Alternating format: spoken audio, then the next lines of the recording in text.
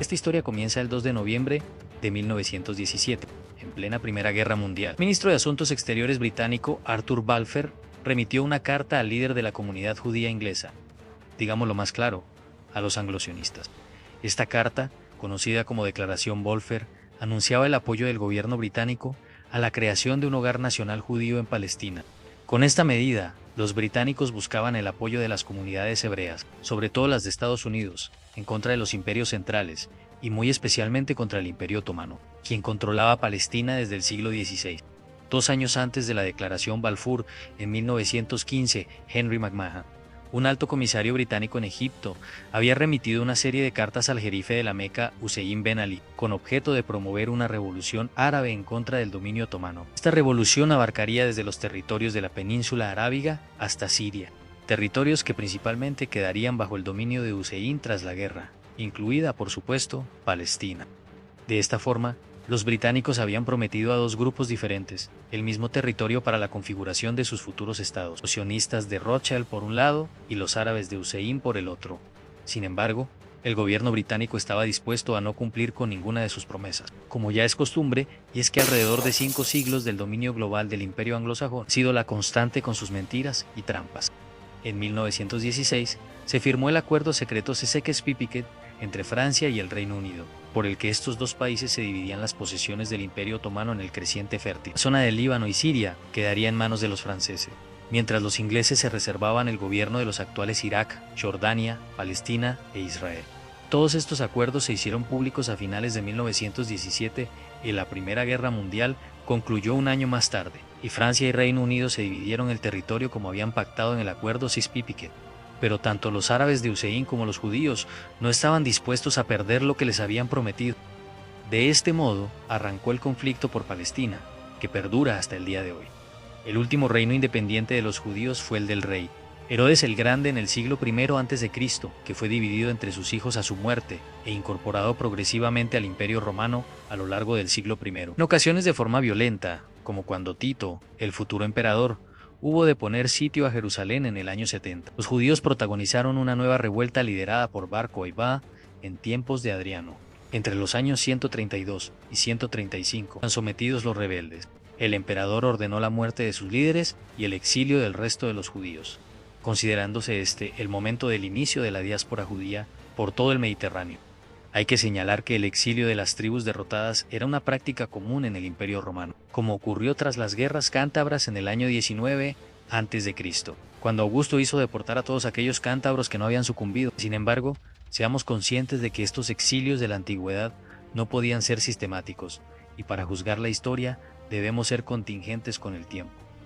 En el caso de los judíos, aunque muchas comunidades hebreas se instalaron por doquier tras la revuelta de Bar Kokhba, otras muchas quedaron viviendo en Palestina, donde se agudizó su helenización, es decir, adquirieron la lengua y las costumbres griegas, como ocurrió con el resto del Imperio Romano de Oriente, más tarde conocido como Imperio Bizantino. El auge del cristianismo en el siglo III también favoreció, en cierta medida, el del judaísmo, con lo que surgirían nuevas comunidades hebreas, no fruto ya de la diáspora, sino por conversión.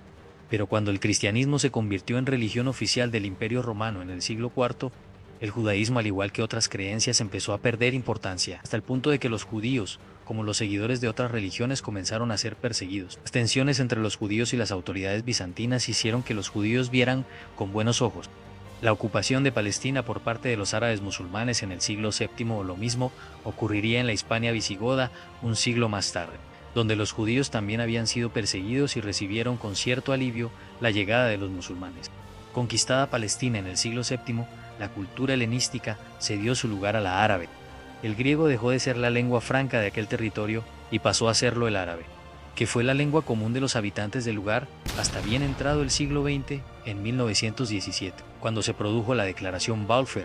Los habitantes de Palestina ya fueran cristianos, musulmanes o judíos, hablaban básicamente árabe.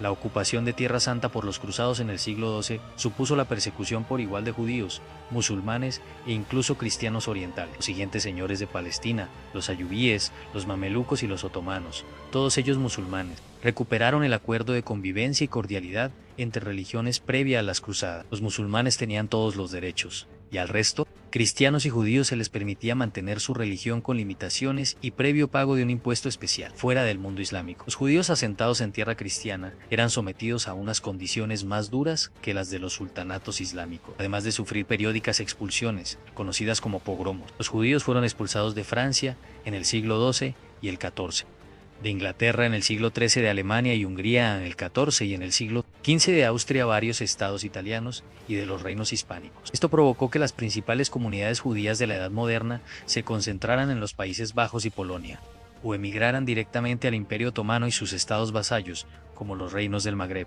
El auge de los nacionalismos del siglo XIX, una de las bases del sistema capitalista, volvió a provocar nuevas oleadas antijudías por toda Europa, época en la que una corriente de pensamiento supremacista conocida como eugenesia empezaba a tomar forma en los países anglófilos. Estas oleadas antijudías nacían ahora por considerar que los seguidores de la ley de Moisés rompían la homogeneidad que se buscaba para los estados-nación, que fundamentaban su legitimidad en una cultura, una lengua y una religión comunes. Comenzó entonces el interés por la creación de un territorio judío propio, que podría ubicarse en Palestina.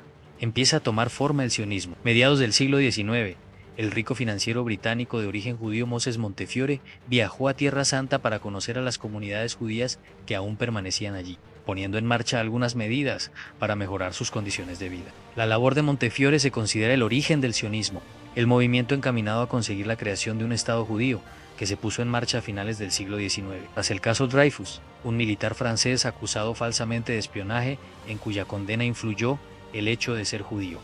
Un periodista austrohúngaro, Theodor Herzl, también judío, siguió de cerca el caso y ante la injusticia manifiesta abogó por la creación de un Estado judío, donde todos los judíos del mundo pudieran vivir en paz. Pues él murió mucho antes de ver su propósito realizado, aunque entre los lugares para ubicar su futuro Estado estaba la Siria otomana, dentro de la cual se incluía Palestina.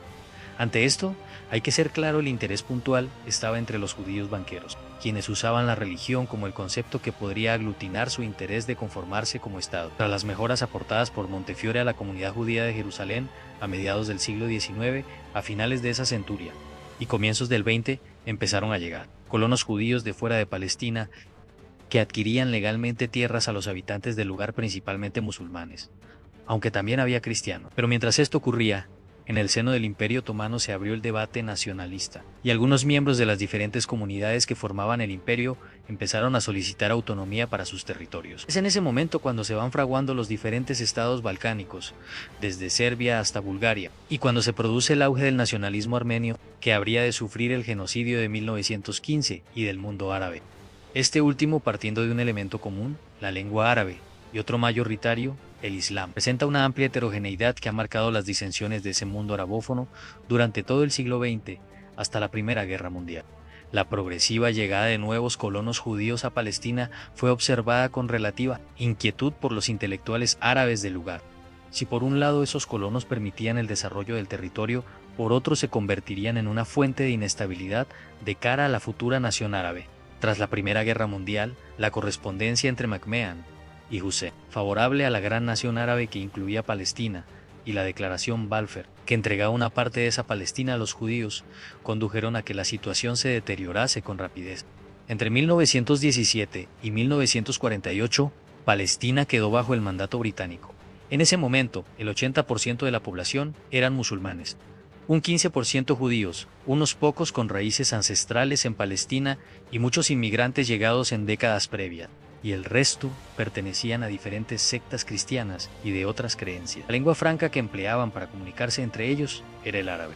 En los años 20 se creó la Agencia Judía para favorecer la inmigración de judíos a Palestina, sobre todo desde Europa. Esta afluencia cada vez más numerosa provocó la reacción de los extremistas, musulmanes dirigidos entre otros por Amin al-Husseini, gran mufti de Jerusalén, quien auspició las matanzas de 1929, donde fueron asesinadas varias docenas de judíos, sobre todo en Hebrón, y también murieron varias docenas de musulmanes en la represión organizada por la policía británica. Otra consecuencia de estos hechos fue la consolidación de la Haganah como fuerza de autodefensa judía y embrión del futuro ejército de Israel. Entre 1936 y 1939, con la inmigración judía hacia Palestina acelerada por las persecuciones auspiciadas por la Alemania nazi, se produjo la Gran Revuelta Árabe, que trataba no solo de frenar esa inmigración, sino de expulsar tanto a los británicos como a los judíos de Palestina. Sí, La gran revuelta provocó la muerte de miles de palestinos musulmanes y de cientos de británicos y judíos, así como la aparición de grupos extremistas judíos como el Irgun o el Grupo Stern, que decidieron ir más allá de las labores de autodefensa de la Ganá para tomar la iniciativa contra otros palestinos mediante acciones terroristas. De esta forma se iniciaba abiertamente el conflicto entre las futuras comunidades israelí y palestina, un conflicto opacado por la Segunda Guerra Mundial, pero que estalló con furia al terminar esta, cuando el movimiento sionista aceleró sus planes de crear un Estado judío tras haber sufrido el genocidio nazi, al tiempo que los árabes trataban de formar sus propios estados que habían sido rechazados tras la Primera Guerra Mundial. Derrotada la Alemania nazi en 1945 y desvelado el genocidio judío en los campos de concentración. La Organización de Naciones Unidas, creada ese mismo año, puso en marcha una comisión que buscase dar un hogar a los judíos, al tiempo que buscaba también una solución para la creciente violencia en Palestina. Finalmente, se decidió la creación de 2 estados en uno para los judíos sionistas, que englobaría la franja costera entre Haifa y Tel Aviv, la orilla occidental del mar de Galilea y el desierto del Negev, y otro para el resto de la población palestina, musulmanes y cristianos arabófonos, que se quedarían con la franja de Gaza, Cisjordania y el área de Nazaret. La zona de Jerusalén permanecería bajo el mandato de la Organización de las Naciones Unidas. La partición del territorio fue aprobada el 29 de noviembre de 1947, y los británicos se retiraron de Palestina el 15 de mayo de 1948.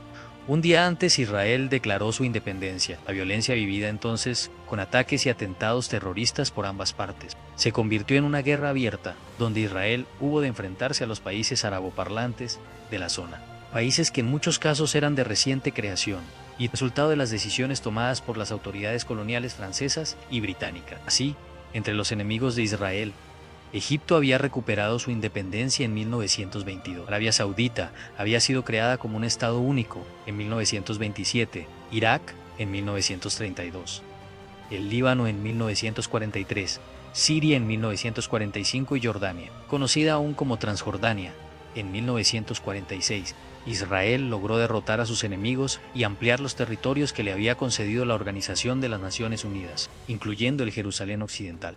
Pero hay que tener en cuenta que esos países enemigos también se estaban construyendo como estados desde la dialéctica capitalista y, aunque aparentemente se habían unido por la causa de los palestinos, los hechos desmintieron esta unión. El ejército más importante de la región, el árabe, en manos del rey Jordano, se limitó a ocupar Cisjordania hasta Jerusalén, y la Ciudad Vieja, incluyendo el barrio judío, pero decidió no avanzar más. Egipto, por su parte, se anexionó la franja de Gaza, aumentando así su propio territorio.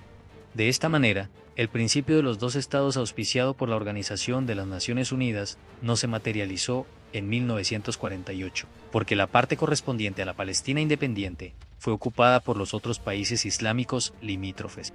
El final de la guerra de 1948 supuso un importante desplazamiento de numerosas comunidades. Los judíos que se habían asentado en los territorios cedidos a la futura Palestina debieron emigrar a Israel, donde fueron rápidamente integrados. Los palestinos que habían quedado en el territorio cedido a Israel, más aquellas otras zonas que los israelíes ocuparon durante la guerra, sobre todo en el norte, también se vieron obligados a emigrar. Este desplazamiento afectó a casi la mitad de los antiguos habitantes de Palestina y es conocido como la Nakba, es decir, el desastre. Muchos de estos desplazados terminaron por ser instalados en campos de refugiados en Gaza, Cisjordania o los países vecinos, donde permanecieron durante décadas y donde, en muchos casos, aún viven sus hijos y nietos. En 1952 llegó al poder en Egipto Gamal Abdel Nasser, quien nacionalizó el Canal de Suez 4 años después. Esto provocó el ataque conjunto de Francia, Gran Bretaña e Israel, que ocuparon la península del Sinaí hasta la orilla del propio canal.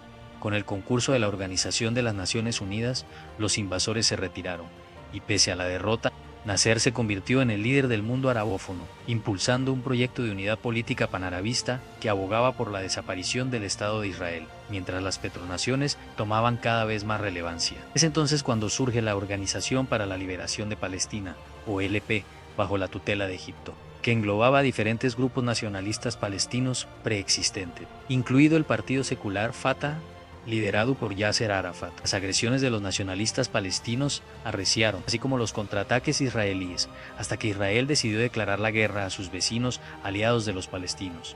Esta fue la Guerra de los 6 días de 1967, donde Israel derrotó a los egipcios, a los que arrebató Gaza y el Sinaí, a los sirios, ocupando los altos del Golán y a los jordanos que perdieron Cisjordania. De esta manera, toda la Palestina del mandato británico quedó bajo control israelí. La derrota provocó la radicalización de la OLP, cuyo cuartel general se encontraba en Jordania y estaba ya capitaneada por Arafat. En septiembre de 1970, ante la insubordinación de los palestinos, el ejército jordano decidió pasar al ataque y expulsar a la OLP de Jordania. La OLP se trasladó primero a Siria y más tarde al Líbano. Fue entonces cuando se agudizaron los ataques terroristas de algunas facciones de la OLP, pero siendo el más conocido de todos ellos el asesinato de varios atletas israelíes en Múnich durante las Olimpiadas de 1972. Mientras tanto, en Egipto, muerto Nasser, su sucesor Anwar al-Sadat consideró que era el momento de resarcirse de la derrota de 1967. Estalló así, en octubre de 1973, la guerra del Yom Kippur, en la que los ejércitos de Egipto y Siria fueron nuevamente derrotados. Seguía escribiéndose la historia con sangre. Esta nueva guerra, que provocó una crisis económica mundial cuando los países árabes, productores de petróleo, decidieron subir el precio del crudo ante el apoyo del mundo occidental a Israel. Esto dejó a la OLP como el único representante reconocido de los palestinos. También abrió el camino de la paz entre Israel y Egipto, firmada en 1979 a instancias del presidente Jimmy Carter en Camp David y que supuso la devolución del Sinaí a Egipto. Mientras tanto, en el Líbano, en 1975, los enfrentamientos entre las diferentes comunidades religiosas del país habían desembocado en una guerra civil, que fue aprovechada por la OLP, asentada ya en aquel momento, para rearmarse y realizar numerosos ataques sobre Israel. Los israelíes terminaron por invadir el Líbano en 1982, expulsando a la OLP en 1985, que hubo de refugiarse en Túnez. Antes de eso, en 1979, en Irán se había producido la revolución islámica abanderada por el ayatolá Jomeini. Los iraníes, pese a no ser un país árabe, habrían de convertirse en una de las principales fuentes de financiación de los grupos palestinos, más extremistas hasta la actualidad. En 1987, con los dirigentes de la OLP exiliados y los rivales de Israel muy debilitados, la violencia de baja intensidad que se vivía en los territorios ocupados estalló en forma de revuelta popular. Los palestinos protestaron contra las pésimas condiciones de vida a las que estaban sometidos por las autoridades israelíes. Fue el inicio de la primera intifada, que habría de extenderse hasta 1993 y en la que se creó una nueva organización nacionalista palestina muy radical llamada Hamas, hoy declarada como grupo terrorista por muchos países. En agosto de 1990, Irak invadió a su vecino Kuwait, iniciando así la Primera Guerra del Golfo, todo auspiciado desde Washington. Los iraquíes fueron rápidamente derrotados por una coalición internacional liderada por Estados Unidos con la excusa de derrotar el terrorismo, llevar libertad y democracia y prevenir las bombas nucleares que supuestamente tenía Saddam. Pero allá no había nada de eso. El fin de la Guerra del Golfo volvió a poner en el plano internacional la necesidad de acabar con ese otro conflicto en la región a punto del existente entre israelíes y palestinos. Para ello, se convocó una gran conferencia de paz en Madrid en el año 1991. En esta conferencia de paz, las partes enfrentadas se sentaron a negociar la paz a cambio de territorio. Las negociaciones iniciadas en Madrid culminaron en los acuerdos de Oslo de 1993, que supusieron el fin de la primera intifada y en los que se reconoció la existencia de un gobierno propio de los palestinos. La Autoridad Nacional Palestina, a la que se cederían progresivamente los territorios que Israel había ocupado en 1967. Para ello, se delimitaron tres grandes áreas. Área A, bajo control político y militar palestino. Inicialmente, un 3% del territorio conquistado en 1967, Área B, administrada por palestinos, pero bajo control militar, Israel, 23% del territorio.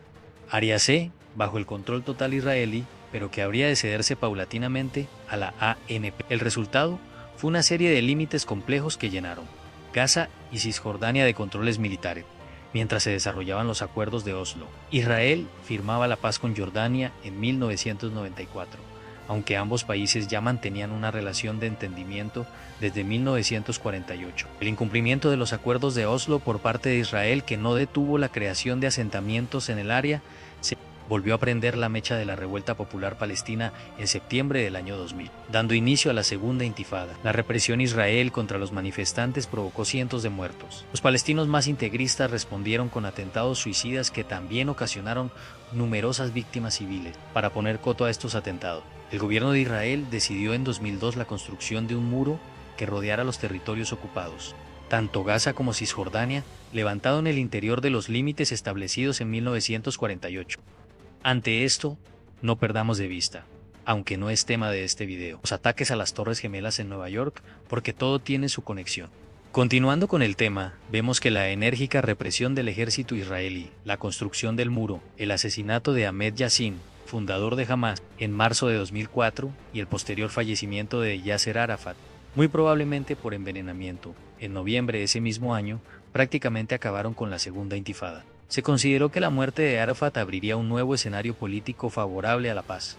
En ese sentido, en 2005, Israel decidió retirarse de la Franja de Gaza, que quedó así totalmente bajo el control de la Autoridad Nacional Palestina, presidida desde entonces por Mahmoud Abbas. Sin embargo, en las elecciones parlamentarias palestinas de 2006, Fatah, el partido de Abbas, fue derrotado por Hamás, liderado ahora por Ismail Haniyeh.